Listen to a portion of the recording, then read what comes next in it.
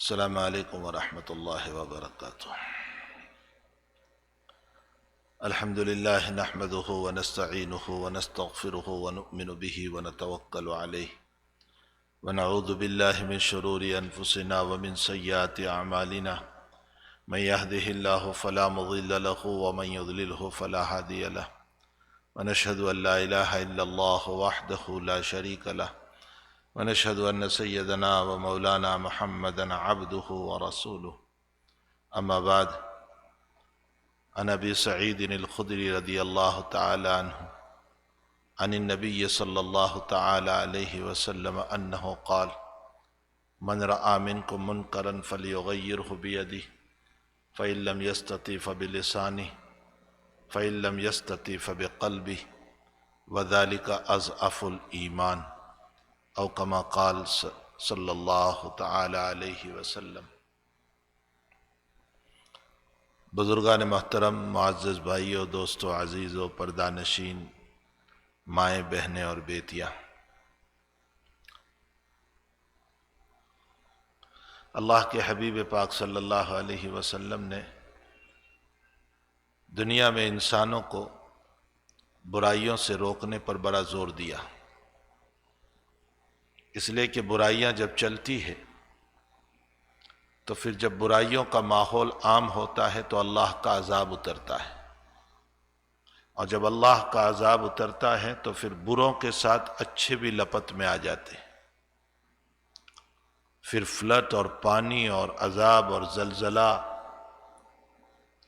یہ نہیں دیکھتا کہ یہ نیک ہے اور یہ برا ہے، پھر وہ فلت اور وہ زلزلہ اور وہ پانی، وہ بیماری، وہ حالات اچھوں کو بھی اپنے لپیٹ میں لیتی ہے، بروں کو بھی اپنے لپیٹ میں لیتی ہے۔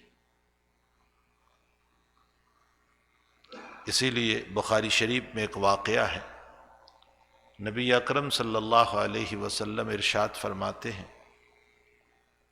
کہ بنی اسرائیل میں اللہ تعالیٰ نے ایک بستی کی معاصی پر، بہت زیادہ گناہوں کے کرنے پر جبریل کو حکم دیا کہ اس کو اٹھا کر پلٹ دو، زمین میں اتار دو، اس کو ختم کرو۔ تو جبریل نے فرمایا کہ اس میں ایک ولی اللہ بھی ہے جو بہت عبادت کرتے ہیں، زاہد ہیں، عابد ہیں، بہت نماز پڑھتے ہیں، حق تعالیٰ اس کا کیا ہوگا؟ فرمایا اس کو بھی، اس لیے کہ اس نے اپنی زندگی اور عبادت کو تو مزین کیا لیکن اس نے دوسروں کی فکر نہیں کی۔ قیامت میں اس کی عبادت کا بدلہ اس کو ملے گا لیکن دنیا میں فیصلہ ایک ساتھ ہوگا۔ یہ نہیں ہو سکتا ہے کہ جب اللہ کی طرف سے حالات چلیں تو پھر گنہگار کا گھر اجڑ جائیں اور نماز پڑھنے والے کا گھر باقی رہ جائیں، ایسا نہیں ہو سکتا ہے، ایک اللہ کا نظام ہے۔ اسی لیے قرآن کریم میں بنی اسرائیل کے اس واقعے کی طرف اشارہ کیا جس میں فرمایا کہ بنی اسرائیل کے کچھ احباب جو سنیچر اور جو سیٹرڈے ان کا محترم دن تھا، ان کا عبادت کا دن تھا، آج بھی ہے، لیکن اس دن کے باب میں انہوں نے بہت غلو کیا ہے۔ جو کرنے کے کام ہے وہ کرتے نہیں ہیں عبادت، اور جو نہ کرنے کے کام ہے وہ کرتے ہیں۔ تو سنیچر اور سیٹرڈے کے باب میں بہت زیادہ غلو کیا۔ کچھ بنی اسرائیل نے سنیچر کے دن مچھلیاں پکڑنے کے باب میں اور فش پکڑنے کے باب میں ہیلے کیے، اور اگلے دن جا کر کے جال بچھا دیتے تھے اور پھر اس کو کھینچ کر لے آتے تھے۔ یہ اللہ کے حکم کی خلاف ورزی تھی۔ نتیجہ یہ ہوا کہ اس وقت کچھ لوگ تھے، اچھے لوگ بھی ہوتے ہیں، ہر دور میں ہوتے ہیں، ان اچھے لوگوں نے ان لوگوں کو نصیحت کی کہ ایسا نہ کرو، سنیچر ہمارا محترم دن ہے، اس میں عبادت کرو، جن کاموں سے اللہ نے منع کیا ہے اس کو چھوڑ دو۔ ہمارے وہاں بھی ہے، جب جمعہ کی اذان ہو جائیں تو اللہ فرماتے ہیں وَذَرُوا الْبَيْعَ، کاروبار چھوڑ دو اور کاروبار چھوڑ کر کے جمعہ کی نماز میں آؤ. اذا نودی للصلاة من یوم الجمعۃ فاسعوا الی ذکر اللہ. یہ جمعہ کا خطبہ جو ہوگا وہ ذکر اللہ ہے. وذروا البیع، کاروبار چھوڑو. ذالکم خیر لکم، تمہارے لیے بہتری اسی میں ہے اگر تم متقی بننا چاہتے ہو، تقوی والے بننا چاہتے ہو. ہاں البتہ فَإِذَا قُضِيَتِ الصَّلَاةُ فَانتَشِرُوا فِي الْأَرْضِ، جب نماز پوری کر لو تو پھر آپ جاؤ کمانے کے لیے، جاب پر جاؤ، کاروبار میں جاؤ، تمہیں کوئی منع نہیں کرتا. وَابْتَغُوا مِن فَضْلِ اللَّهِ، اللہ کی روزی تلاش کرو. لیکن جمعہ کے لیے جب جمعہ کی اذان ہو جائے تو پھر اس صورت میں جمعہ کی تیاری کرو. جمعہ کی نماز محتم بالشان نماز ہے، بہت اعلیٰ درجے کی نماز ہے. اللہ تعالیٰ نے جمعہ کے دن ایک ساعت اور ایک گھڑی رکھی ہے جس میں دعائیں قبول ہوتی ہیں. وہ بہت مقرب ترین گھڑی ہے اللہ کے وہاں، جس سے اللہ کی قربت حاصل ہوتی. تو سنیچر کے دن کے باب میں جب انہوں نے زیادتی کی اور مچھلیاں پکڑنے لگے اور فیش پکڑنے لگے تو کچھ خیرخواہ اچھے لوگ بھی تھے. انہوں نے سوچا کہ چلو ان کو جا کر کے ہم روکے کہ ایسا نہ کرو. تو ایک تیسری جماعت تھی، انہوں نے کہا کہ بھئی کیوں نصیحت کرنے ان کو جاتے ہو، یہ تو بار بار سمجھانے سے بھی سمجھنے والے نہیں ہیں، بس ان کی شامت آ چکی ہے، سمجھیے کہ اب ان کے اوپر حالات ہی آنے والے ہیں. لِمَ تَعِذُونَ قَوْمًا اللَّهُ مُهْلِكُهُمْ أَوْ مُعَذِّبُهُمْ عَذَابًا شَدِيدًا. یہ ایک جماعت ان لوگوں کو کہنے لگی کہ کیوں نصیحت کرنے جا رہے ہو، چھوڑو ان کو، اللہ چاہے ان پر عذاب ڈال دے، اللہ ان کو ہلاک کر دے. تو اس جماعت نے جن کے دل میں خیر خواہی تھی وہ یہ کہنے لگے معذرتاً الی ربکم، بھئی ہم تو اس لیے ان کو حق بات بتانے جا رہے ہیں، ان کو اس لیے روکنے جا رہے ہیں کہ قیامت کے دن اللہ کے سامنے ہم عذر پیش کر سکیں، اے اللہ ہم نے تو روکا تھا، یہ نہیں روکے تھے، ہمارا کام روکنا تھا. معذرتاً الی ربکم وَلَعَلَّهُمْ يَتَّقُونَ، اور ہو سکتا ہے کہ ان کے تقدیر میں ہدایت ہو تو ہماری بات سے ان کی اصلاح ہو جائے، وہ اس برائی سے رک جائیں، اس لیے ہم تو جا رہے ہیں. تو حقیقت یہ ہے کہ امر بالمعروف اور نہی عن المنکر بہت بڑی چیز ہے. صحیحین کی روایت ہے، حضور پاک صلی اللہ علیہ وسلم نے ایک بہترین مثال سے امر بالمعروف اور نہی عن المنکر کو سمجھایا. آپ نے ارشاد فرمایا کہ ایک پانی جہاز ہے، بوٹ ہے، اسٹیمر ہے، اس کی ایک نیچے کی منزل ہے، ایک اوپر کی منزل ہے. آج کل تو 15-20 منزلیں ہوتی ہے، حضرت 2 منزل کی مثال دے رہے ہیں، ایک نیچے ہے ایک اوپر ہے. پانی کا نظام اوپر ہے اور نیچے والوں کو پانی کی ضرورت پڑتی ہے تو وہ اوپر پانی لینے جاتے ہیں. تو بار بار جب یہ لوگ جاتے ہیں تو اوپر والوں کو تکلیف ہوتی ہے کہ ہماری نیند خراب ہو رہی ہے، آپ بار بار اوپر آتے ہیں، پانی گراتے ہو. تو نیچے والوں نے کہا کہ اچھا، حضرت ایک ایگزامپل سے سمجھا رہے ہیں، ایک مثال سے سمجھا رہے ہیں. اور نبی کا ایگزامپل ایسا ہوتا ہے جو اناڑی سے اناڑی کے دماغ میں اتر جائے، جو پڑھا لکھا نہ ہو اس کے ذہن میں بھی اتر جائے. فرمایا کہ یہ لوگ بار بار پانی لینے جا رہے ہیں تو اوپر والے جو ہیں ناراض ہوتے ہیں.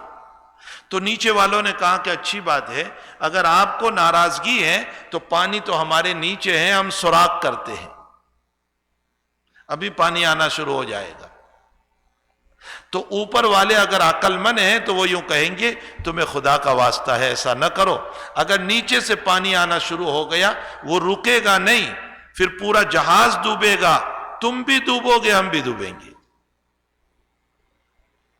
نبی علیہ السلام فرماتے ہیں امت کو برائیوں سے روکو، جیسے وہاں سوراخ کرنے سے روکا گیا، امت کو برائیوں سے روکو اور بھلائی کا حکم کرو، ورنہ جب گناہوں کے سوراخ ہوں گے اور اللہ کا عذاب جب اترے گا تو پھر اس صورت میں ہماری پوری بوت ڈوب جائے گی، پھر اچھے بھی برے بھی، پھر بیماریاں، پھر حالات، پھر مصائب، پھر زلزلے، پھر نمازی، حاجی، قاضی سب پکڑے جائیں گے اس میں. اور اس حدیث شریف کو یوں بھی سمجھ سکتے ہیں کہ حضور پاک صلی اللہ علیہ وسلم نے ایک نیچے کا طبقہ، ایک اوپر کا طبقہ، یعنی میری امت کے دو طبقے ہوں گے. بہت غور سے سمجھو، میری امت میں دو طبقے ہوں گے. ایک طبقہ اکنامک ہوگا جو نچلا طبقہ ہے، ایک طبقہ وی آئی پی ہوگا جو اوپر کا ہے، وہ وی آئی پی طبقہ ہے. اسی طرح میری امت میں دو طبقے ہیں. ایک اکنامک طبقہ ہے. اکنامک امت کا کون سا طبقہ؟ جو بیچارے جاہل ہیں، علم نہیں، جو غریب ہے، پیسے نہیں، جو ذلیل ہے، عزت نہیں. ذلت ہے، غریبی ہے، جہالت ہے. یہ اکنامک طبقہ ہے. پیارے آقا صلی اللہ علیہ وسلم کی بات کتنی پیاری ہے، کیسے سمجھا رہے ہیں. اور ایک وی آئی پی طبقہ ہے. وہ وی آئی پی طبقہ کون سا؟ جن کے پاس علم ہے، دین کا علم، دنیا کا علم، علماء، پڑھے لکھے، علم ہے جن کے پاس، جن کے پاس مال ہے، سرمایہ دار ہے، مالدار ہے، جن کے پاس عزت ہے. تو عزت، مال، علم، یہ وی آئی پی طبقہ ہے.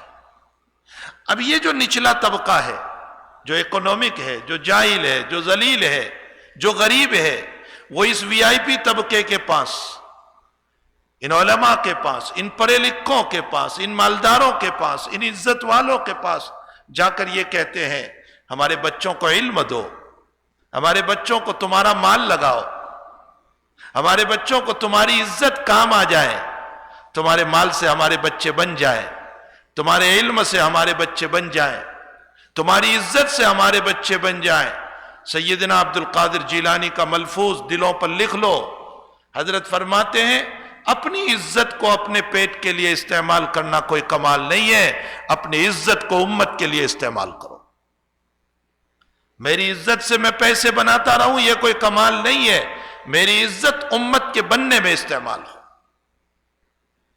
تو یہ جو اکنامک طبقہ ہے، جاہل، ذلیل، غریب، یہ وی آئی پی طبقے کے پاس جاتا ہے. تمہیں علم دو، تم اپنا مال لگاؤ، تم اپنی عزت لگاؤ تاکہ ہمارے بچوں میں نالج آئے، یہ برائیوں سے بچیں، یہ گناہوں سے بچے.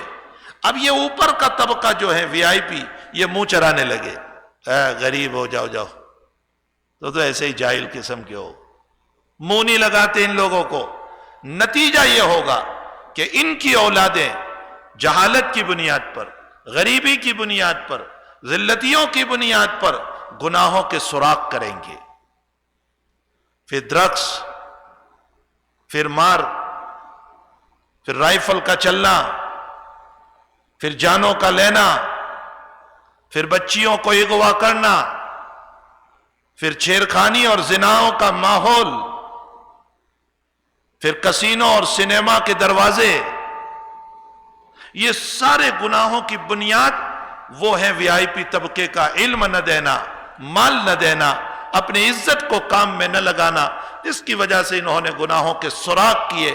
اب نتیجہ یہ ہوگا کہ جب معاصی اور گناہ خوب ہو جائیں گے، اللہ کا عذاب جب اترے گا تو صرف اکنامک طبقہ نہیں پکڑا جائے گا، پھر وی آئی پی طبقہ بھی پکڑا جائے گا، پھر علماء پر بھی حالات، پھر مالداروں پر بھی حالات، پھر عزت والوں پر بھی حالات، پھر پڑھے لکھوں پر بھی حالات. جہاں یہ طبقہ جہنم میں، یہ طبقہ جو ہے حالات میں جائے گا، وہاں اوپر کا طبقہ بھی پکڑا جائے گا. حضور پاک صلی اللہ علیہ وسلم اپنی اس مثال میں یہ بیان فرمانا چاہتے ہیں اور یہ بتانا چاہتے ہیں برائیوں سے روکو.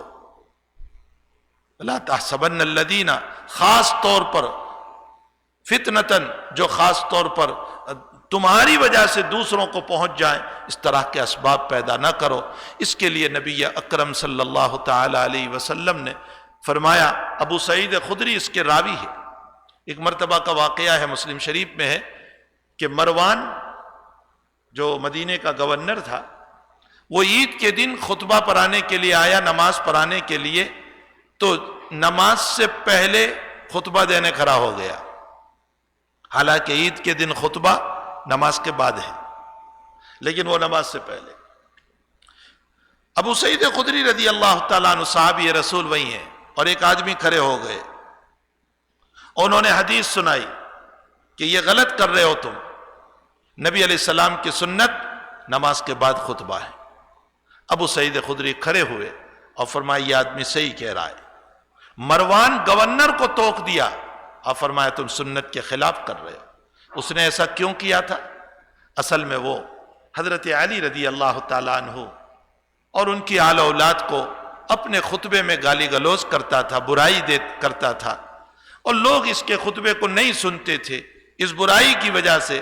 تو اس نے سوچا کہ نماز کے لیے تو سب بیٹھنے ہی والے ہیں، اس لیے میں نماز سے پہلے خطبہ دے دوں تاکہ سارے لوگ ان برائیوں کو سن کر جائیں. اس پر ابو سعید خدری رضی اللہ تعالیٰ عنہ نے فرمایا میں نے رسول اللہ صلی اللہ علیہ وسلم سے سنا ہے من رعا منکم منکرا، جو کوئی برائی دیکھے اور طاقت ہے تو فلیغیرہ بیدی، اپنے ہاتھ سے روکے. جیسے باپ ہے، استاذ ہے، شیخ ہے، امت کا بڑا ہے، وہ ہاتھ سے روکے، مار کر روک سکتا ہے تو مار کر روکے. فَإِن لَمْ يَسْتَطِعْ، اگر ہاتھ سے نہیں روک سکتا کم سے کم زبان سے اس کو کہیں بھئی یہ غلط ہے. فَإِن لَمْ يَسْتَطِعْ، اور اگر زبان سے بھی نہیں کہہ سکتا فَبِقَلْبِ، اپنے دل میں اس کو برا جانے کہ یہ غلط کر رہا ہے. وَذَلِكَ أَضْعَفُ الْإِيمَانِ، یہ ایمان کا سب سے کمزور درجہ ہے. برائیوں سے روکو، امت کو برائیوں سے روکو. آج ہم برائیوں سے نہیں روک رہے ہیں جن کی بنیاد پر حالات ہے. امر بالمعروف کرو، نہی عن المنکر کرو.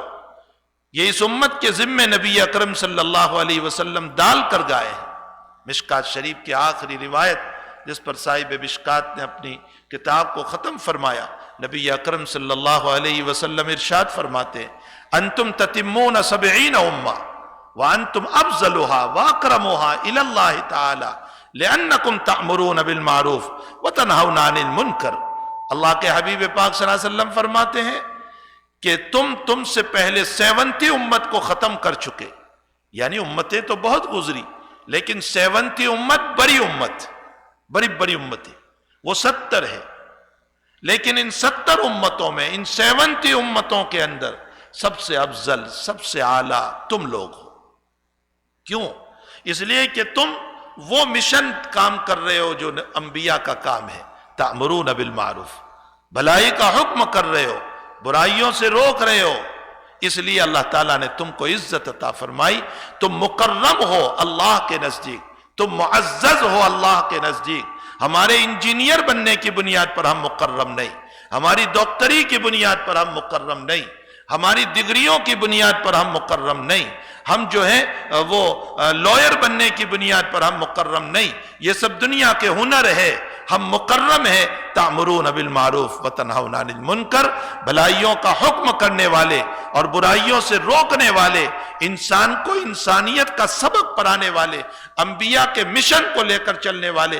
اس کی بنیاد پر دنیا کے اندر ہمارا اکرام، ہماری تعظیم، ہماری تکریم ہوگی. اور یہ میں نہیں کہہ رہا ہوں، یہ محمد الرسول اللہ صلی اللہ علیہ وسلم فرماتے. لیکن قرآن کریم یہ بھی کہہ رہا ہے کہ والعصر ان الانسان لفی خسر، تم سب نقصان میں ہو. کامیاب کون ہے؟ الا الذین آمنوا، جو ایمان لایا اور اپنی زندگی بھی درست کی. وعملوا الصالحات، اپنی زندگی بھی درست کی. وتواصوا بالحق، اور حق بات دوسروں کو بتائی. وتواصوا بالصبر، اور اس حق بات کے بتانے پر لوگوں نے گالیاں دی، برائیاں کی، تم صبر سے کام لو. وتواصوا بالصبر، صبر کی بھی تلقین کرو، حق بات کی بھی تلقین کرو. لیکن اس سے پہلے اپنی زندگی کو بھی بناؤ، اپنی بھی اصلاح کرو، اپنے آپ کو ٹھیک کرو، بدظنی سے اپنے آپ کو بچاؤ. آج امت بدظنی میں بہت مبتلا ہو گئی. یہ میرے خلاف ہے، یہ میرے خلاف ہے، یہ میرے خلاف ہے، یہ میرے خلاف ہے. اور یاد رکھو، علامہ ابن قیم رحمت اللہ علیہ نے مدارج السالکین میں لکھا ہے بدظنی سب سے زیادہ دینداروں میں ہوتی ہے. جو جتنا بڑا دیندار، شیطان بدظنی اتنی ہی پیدا کرتا ہے. اس نے میرے خلاف کیا، اس نے میرے خلاف کیا، اس نے میرے خلاف کیا، حالانکہ کوئی دلیل اس پر نہیں ہوتی. بلا دلیل کے بدظنی قائم کرتا ہے، اور بلا وجہ کے لوگوں کے باب میں. اسی لیے روایتوں میں فرمایا گیا لوگوں کے باب میں اچھا گمان رکھو، اچھا گمان. ہمارے محدثین اپنی اپنی کتابوں میں بخاری شریف، مسلم شریف، ترمذی شریف، ابو داؤد شریف، نسائی شریف، مشکات شریف، ابن ماجہ شریف، ان ساری کتابوں میں ایک چیپٹر لاتے ہیں، ایک باب لاتے ہیں، کتاب المناقب۔ مناقب کیا چیز ہے؟ مناقب منقب کی جمع ہے۔ منقب کا معنی ہوتا ہے دوسروں کی فضیلتیں، فضیلتیں بیان کرو۔ اللہ کے نبی علیہ السلام نے فضیلت بیان فرمائی، ابو بکر کی فضیلت، عمر کی فضیلت، ابو بکر میں یہ خوبی، عمر میں یہ خوبی، عثمان میں یہ خوبی، علی میں یہ خوبی، فاطمہ میں یہ خوبی، خدیجہ میں یہ خوبی، اور مسور ابن مخرمہ میں یہ خوبی، فلاں میں یہ خوبی، ابو عبیدہ میں یہ خوبی ہے۔ صحابہ کی خوبیاں نبی نے بیان فرمائی، صحابہ کے عیب کو بیان نہیں فرمایا، امت کو تعلیم دی خوبیاں بیان کرو، برائیاں بیان نہ کرو، اس لیے کہ خوبیاں بیان کرو گے محبتیں پیدا ہوگی، برائیاں بیان کرو گے نفرتیں پیدا ہوگی۔ خوب سمجھ لو اس مسئلے کو، خوبیاں بیان کرو، ایک دوسرے کی خوبیاں، اور اپنی تعریف کہ میں اچھا اور دوسرا برا، یہ شیطانی صفت ہے۔ یہ وقت نہیں ہے ورنہ میں اس مضمون پر کچھ باتیں کہتا۔ شیطان نے جب آدم علیہ السلام کو بنایا گیا، پیدا کیا گیا، اور اللہ نے فرمایا سجدہ کر، تو شیطان نے کیا کہا؟ میں آگ سے بنا ہوا میں افضل، اور یہ مٹی سے بنا ہوا یہ مبذول، یہ گرا ہوا۔ یہاں شیطان نے اپنی تعریف کی اور آدم کی برائی کی، حالانکہ آدم کون ہے؟ جس کو اللہ نے اپنے ہاتھوں سے بنایا۔ یہ فضیلت ہے آدم علیہ السلام کی۔ میرے اور آپ کے پیدا کرنے میں اللہ کا ہاتھ نہیں لگا، اللہ کا حکم چلا، کن فیکون، تو ہمارا وجود ہوا۔ لیکن آدم کے لیے مٹی میں اللہ کا ہاتھ لگا ہے، یہ فضیلت ہے آدم علیہ السلام کی۔ تو حضرت آدم علیہ السلام کے اندر یہ فضیلت تھی، اللہ نے اپنے ہاتھوں سے بنایا، لیکن اس فضیلت کو گمایا شیطان نے اور اپنی تعریف کرنے لگا اور آدم کی برائی کرنے لگا، عیب تلاش کرنے لگا۔ دنیا میں جو لوگوں کے عیب کو تلاش کرتا ہے، سنو، حسن بصری رحمت اللہ علیہ فرماتے ہیں، جو اعلیٰ درجے کا تابعی ہے، فرمایا اللہ اس کو توبہ کی توفیق نہیں دیتا۔ بہت بڑی بات، اللہ اس کو توبہ کی توفیق نہیں دیتا۔ ہمارے حضرت جی مولانا یوسف صاحب رحمت اللہ علیہ فرمایا کرتے تھے، جو غیبت کرتا ہے کسی کی، اس کی سزا نقد ہے۔ فرمایا حضرت اس کی کیا سزا ہے؟ حضرت جی رحمت اللہ علیہ فرمایا کرتے تھے، اس کی نقد سزا یہ ہے کہ جب اس نے غیبت کی تو اس کا قلب پھٹ جاتا ہے برائیوں کے لیے، اور خیر کی باتیں نکل جاتی ہیں، پھر وہ برائیاں ہی چلتی رہتی ہے، اس سے خیر کی باتیں نہیں آتی، وہ برائیوں ہی میں رہتا ہے، وہ لوگوں کے عیب جوئی میں رہتا ہے، عیب تلاش کرنے میں رہتا ہے۔ اس لیے ہم جو ہیں لوگوں کی خوبیاں تلاش کریں۔ آپ پوری زندگی سرکار دو عالم صلی اللہ علیہ وسلم کی پڑھ لیں، آپ نے خوبیاں بیان فرمائی، صحابہ کی برائیاں نہیں بیان فرمائی۔ حالانکہ صحابہ کوئی نبی نہیں تھے، صحابہ کوئی فرشتے نہیں تھے، کوئی نہ کوئی غلطی حضرات صحابہ کرام رضوان اللہ تعالی علیہ مجمعین سے بھی ہوئی، لیکن ان برائیوں کو نبی علیہ السلام نے بیان نہیں فرمایا، خوبیاں بیان فرمائی، اور امت کو اس بات کی تعلیم دی، لوگوں کی خوبیاں دیکھنا، لوگوں کی برائیاں نہ دیکھنا۔ ہمارے حضرت مولانا صاحب رحمت اللہ علیہ کا ملفوظ ہے، حضرت فرمایا کرتے تھے کہ ہماری دعوت و تبلیغ کا اصل مقصد خوبیوں کا لینا دینا ہے، خوبیوں کا لینا دینا، یعنی ایک دوسرے کی خوبیاں بیان کرو۔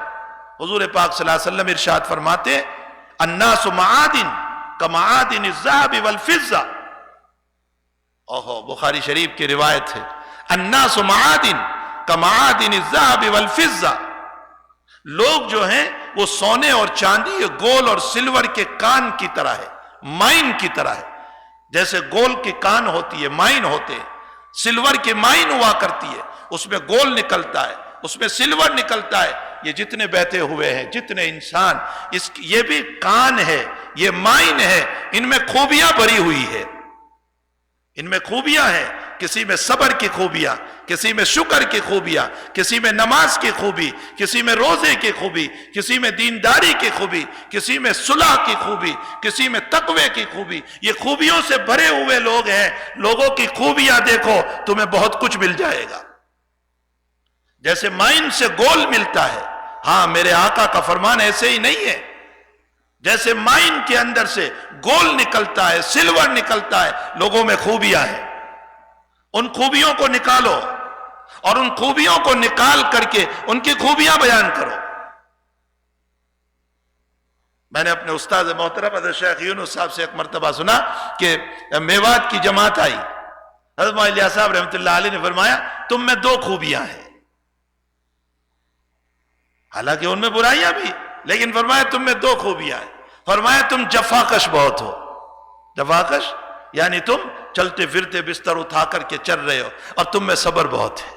آہا، تعریف فرمائی، جس کا نتیجہ یہ ہوا کہ اللہ نے اس کام کو ان جہالت کے گھڑے سے اٹھایا۔ خوبیاں تلاش کرو، امت کا مزاج برائیاں تلاش کرنے کا ہو گیا۔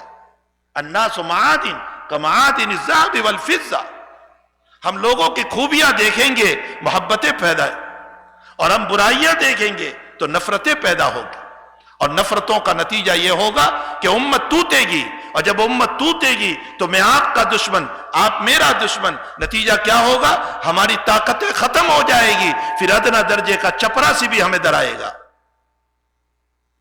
پھر لوگ ہمیں آنکھ بتائیں گے، ہماری قوتیں ختم ہو جائے گی، اتفاق ختم ہو جائے گا، مل کے۔ اسی لیے حضور پاک صلی اللہ علیہ وسلم نے فرمایا، بخاری شریف کی روایت ہے، الا ادلکم علی عمل، میں تمہیں ایک ایسا عمل نہ بتاؤں کہ اگر وہ عمل تم کرتے رہو گے تو تم میں آپس میں محبت پیدا ہو جائے گی۔ صحابہ نے فرمایا ضرور بتائیے یا رسول اللہ۔ فرمایا افشوا السلام بینکم، سلام کو عام کرو ایک دوسرے کو، سلام کرو ایک دوسرے کو، سلام کریں گے محبتیں بڑھے گی، سلام کریں گے الفتیں بڑھے گی، ایک دوسرے کے دلوں سے نفرتیں دور ہوگی۔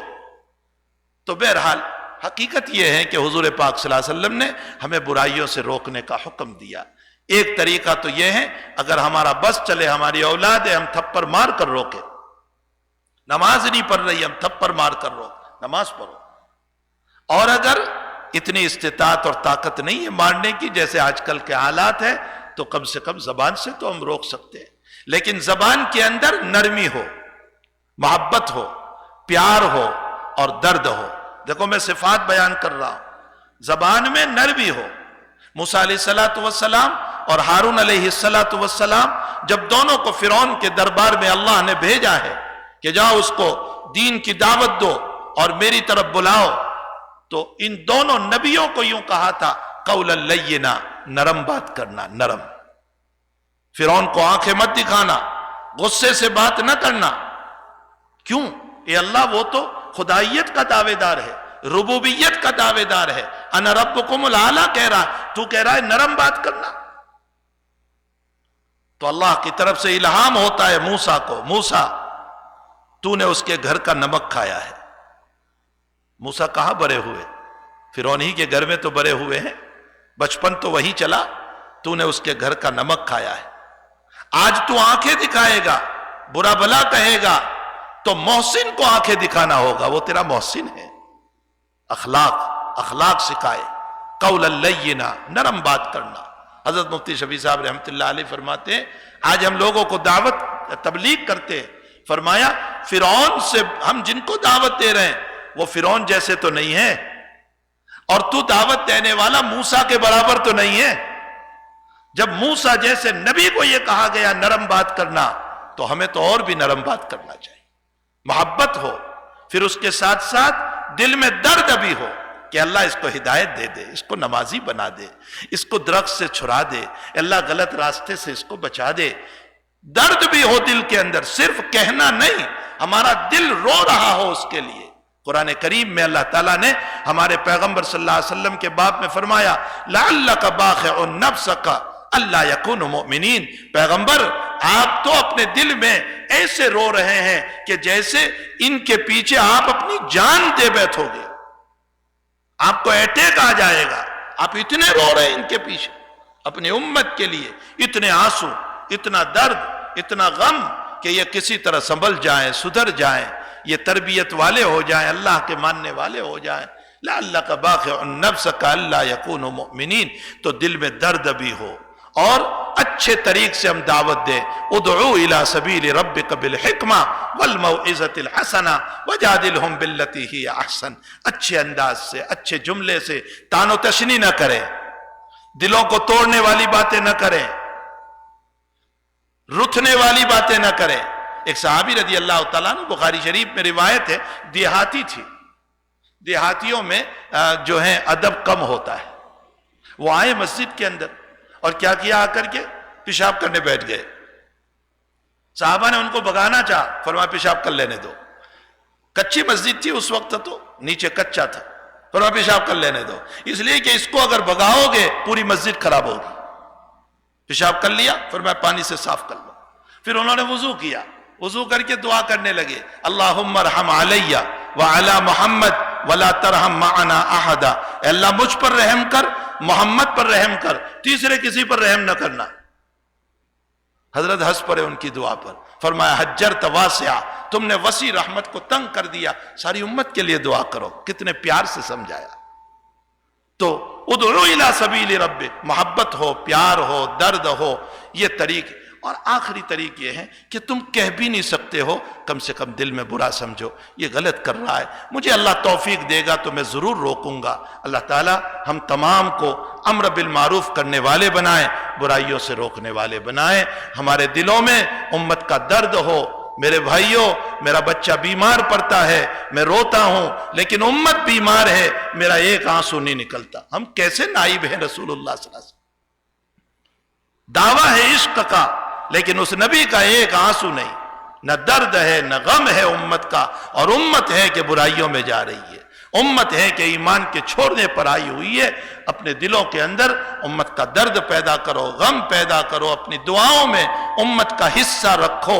راتوں میں امت کے لیے روو، 2 رکعات پڑھو امت کے لیے، اور امت کے لیے رونے والے بنو. اگر میں امت کے لیے روؤں گا، اللہ میرے مسائل کو حل فرمائے گا. اللہ ہم سب کو ان باتوں کی توفیق عطا فرمائے. وصلی اللہ علی النبی الکریم برحمتک یا ارحم الراحمین.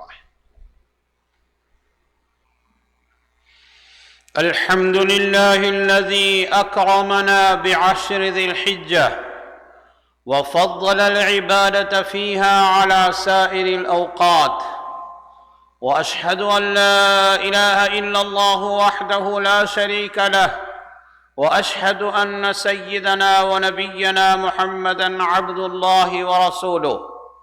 اللهم صل وسلم وبارك عليه وعلى آله وصحبه أجمعين وعلى من تبعهم بإحسان إلى يوم الدين. أما بعد، فأوصيكم عباد الله ونفسي بتقوى الله. قال جل في علاه: وتزودوا فإن خير الزاد التقوى واتقون يا أولي الألباب. أيها المؤمنون، أقسم الله تعالى بعشر ذي الحجة لعلو منزلتها وعظيم شرفها، فقال عز وجل: والفجر وليال عشر، فهي أفضل أيام الدنيا. قال رسول الله صلى الله عليه وسلم: أفضل أيام الدنيا أيام العشر. وقد حثنا صلى الله عليه وسلم على اغتنام على هذه الأيام المباركات في الإكثار من الطاعات وعمل الخيرات. فقال صلى الله عليه وسلم: ما من أيام العمل الصالح فيهن أحب إلى الله من هذه الأيام العشر. وقد كان الصحابة رضي الله عنهم والعلماء من بعدهم يجتهدون في هذه الأيام، فيكثرون من قراءة القرآن الكريم وذكر الله تعالى وتكبيره وصلاة النوافل والصيام والصدقة والدعاء، عملا بقوله سبحانه: ويذكر اسم الله في أيام معلومات. قال ابن عباس رضي الله عنهما: أي في الأيام العشر. واقتداء بهدي رسول الله صلى الله عليه وسلم قال عليه الصلاة والسلام: ما من أيام أعظم عند الله ولا أحب إليه من العمل فيهن من هذه الأيام العشر، فأكثروا فيهن من التهليل والتكبير والتحميد. نسأل الله تعالى أن يوفقنا لاغتنام الأيام العشر ويكتب لنا فيها عظيم الأجر. أقول قولي هذا وأستغفر الله لي ولكم فاستغفروه إنه هو الغفور الرحيم.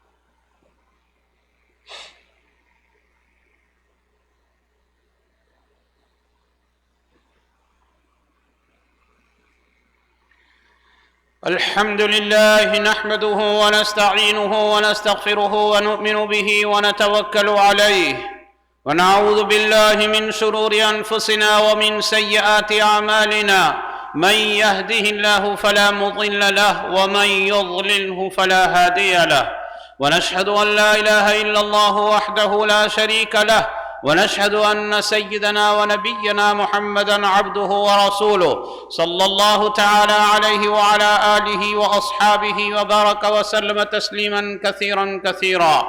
أما بعد، فقد قال الله سبحانه وتعالى مخبرًا وآمرًا: إن الله وملائكته يصلون على النبي يا أيها الذين آمنوا صلوا عليه وسلموا تسليما. اللهم صل على محمد عبدك ورسولك، وصل على المؤمنين والمؤمنات والمسلمين والمسلمات، خصوصا على أمير المؤمنين سيدنا أبي بكر الصديق رضي الله تعالى عنه، وعلى أمير المؤمنين سيدنا عمر بن الخطاب رضي الله تعالى عنه، وعلى أمير المؤمنين سيدنا عثمان بن عفان رضي الله تعالى عنه، وعلى أمير المؤمنين سيدنا علي بن أبي طالب رضي الله تعالى عنه، وعلى سيدة نساء أهل الجنة فاطمة الزهراء رضي الله تعالى عنها، وعلى سيدي شباب أهل الجنة الحسن والحسين رضي الله تعالى عنهما، وعلى الستة الباقية من العشرة المبشرة، وعلى أمهات المؤمنين، وعلى سائر الصحابة والتابعين رضوان الله تعالى عليهم أجمعين. اللهم أعز الإسلام والمسلمين، اللهم انصر الإسلام والمسلمين، اللهم انصر من نصر الإسلام والمسلمين، واخذل من خذل الإسلام والمسلمين. اللهم اجعل بلاد الإسلام آمنة مطمئنة من كل البليات والآفات. ربنا تقبل منا إنك أنت السميع العليم، وتب علينا إنك أنت التواب الرحيم، برحمتك يا أرحم الراحمين، والحمد لله رب العالمين. أعوذ بالله من الشيطان الرجيم. إن الله يأمر بالعدل والإحسان وإيتاء ذي القربى وينهى عن الفحشاء والمنكر والبغي يعظكم لعلكم تذكرون. فاذكروني أذكركم واشكروا لي ولا تكفرون.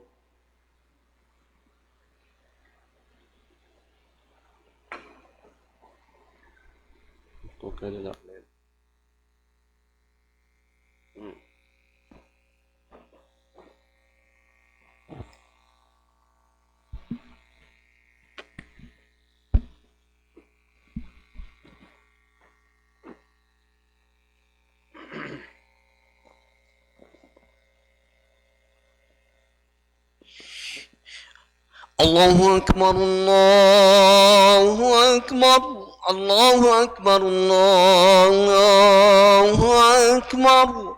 أشهد أن لا إله إلا الله، أشهد أن لا إله إلا الله، أشهد أن محمدا رسول الله، أشهد أن محمدا رسول الله. حي على الصلاة حي على الصلاة، حي على الفلاح حي على الفلاح. قد قامت الصلاة قد قامت الصلاة. الله أكبر الله أكبر، لا إله إلا الله. الله أكبر. سبحان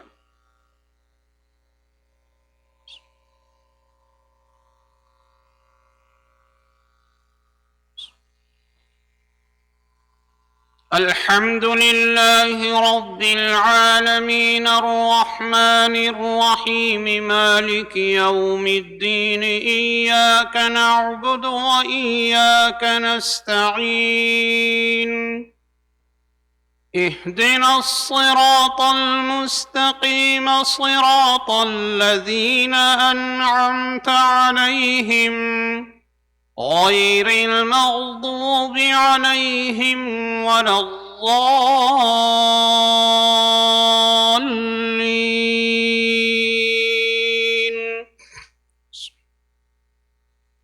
سبح اسم ربك الأعلى الذي خلق فسوى والذي قدر فهدى والذي أخرج المرعى فجعله غثاء أحوى سنقرئك فلا تنسى إلا ما شاء الله إنه يعلم الجهر وما يخفى ونيسرك لليسرى فذكر إن نفعت الذكرى سيذكر من يخشى ويتجنبها الأشقى الذي يصلى النار الكبرى ثم لا يموت فيها ولا يحيا قد أفلح من تزكى وذكر اسم ربه فصلى بل تؤثرون الحياة الدنيا والآخرة خير وأبقى إن هذا لفي الصحف الأولى صحف إبراهيم وموسى. الله أكبر.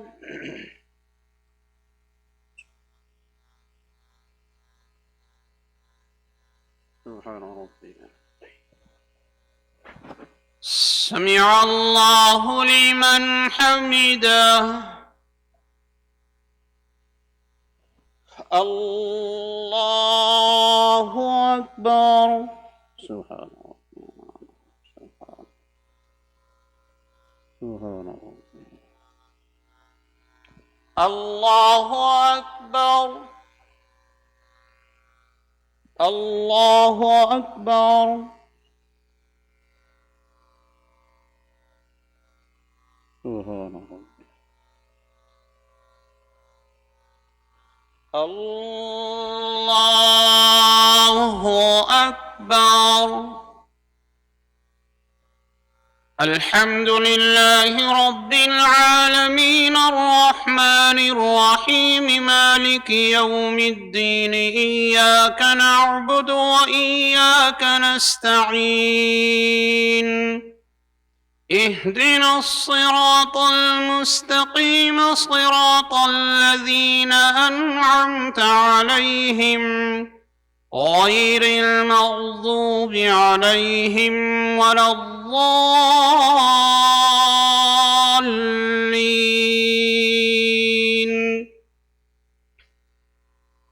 هل أتاك حديث الغاشية وجوه يومئذ خاشعة عاملة ناصبة تصلى نارا حامية تسقى من عين آنية ليس لهم طعام إلا من ضريع لا يسمن ولا يغني من جوع وجوه يومئذ ناعمة لسعيها راضية في جنة عالية لا تسمع فيها لاغية فيها عين جارية فيها سرر مرفوعة وأكواب موضوعة ونمارق مصفوفة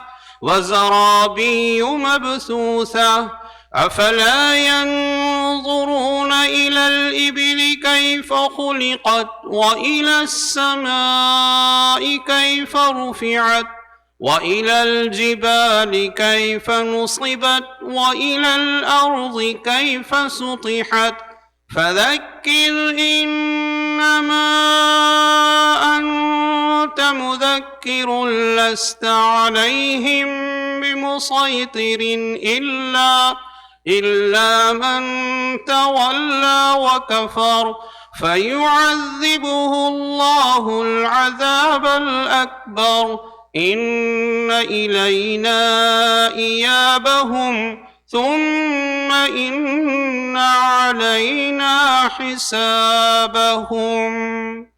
الله أكبر.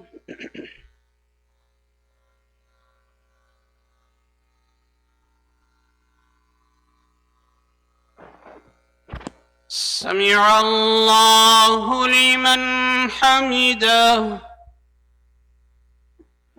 الله أكبر.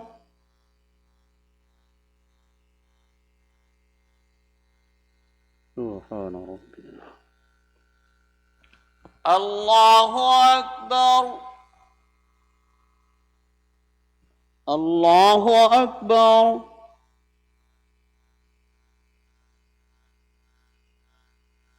سبحان ربي. الله أكبر. التحية.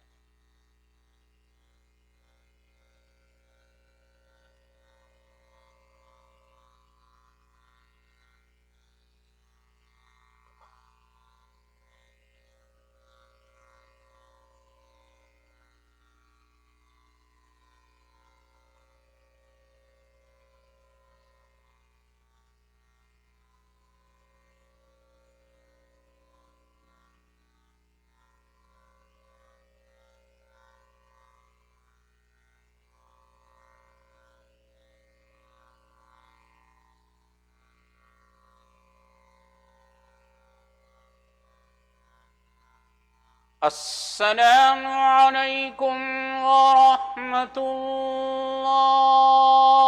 الله. السلام عليكم ورحمة الله. استغفر الله. بسم الله الرحمن الرحيم. الحمد لله رب العالمين والصلاة والسلام على رسوله سيدنا محمد وآله وأصحابه أجمعين. وربنا آتنا في الدنيا حسنة وفي الآخرة حسنة وقنا عذاب النار. ربنا ظلمنا أنفسنا وإن لم تغفر لنا وترحمنا لنكونن من الخاسرين. ربنا فاغفر لنا ذنوبنا وكفر عنا سيئاتنا وتوفنا مع الأبرار. اللهم اهدنا فيمن هديت وعافنا فيمن عافيت وتولنا فيمن توليت وبارك لنا فيما أعطيت وقنا شر ما قضيت إنك تقضي ولا يقضى عليك إنه لا يذل من واليت ولا يعز من عاديت تبارك ربنا وتعاليت. نستغفرك ونتوب إليك. اللهم اغفر للمؤمنين والمؤمنات والمسلمين والمسلمات وألف بين قلوبهم وأصلح ذات بينهم وانصرهم على عدوك وعدوهم. اللهم انصرنا ولا تنصر علينا. اللهم انصرنا ولا تنصر علينا. اللهم انصرنا ولا تنصر علينا. اللهم ربنا تقبل منا إنك أنت السميع العليم وتب علينا إنك أنت التواب الرحيم. وصلى الله تعالى على خير خلقه سيدنا محمد وآله وأصحابه أجمعين برحمتك يا أرحم الراحمين.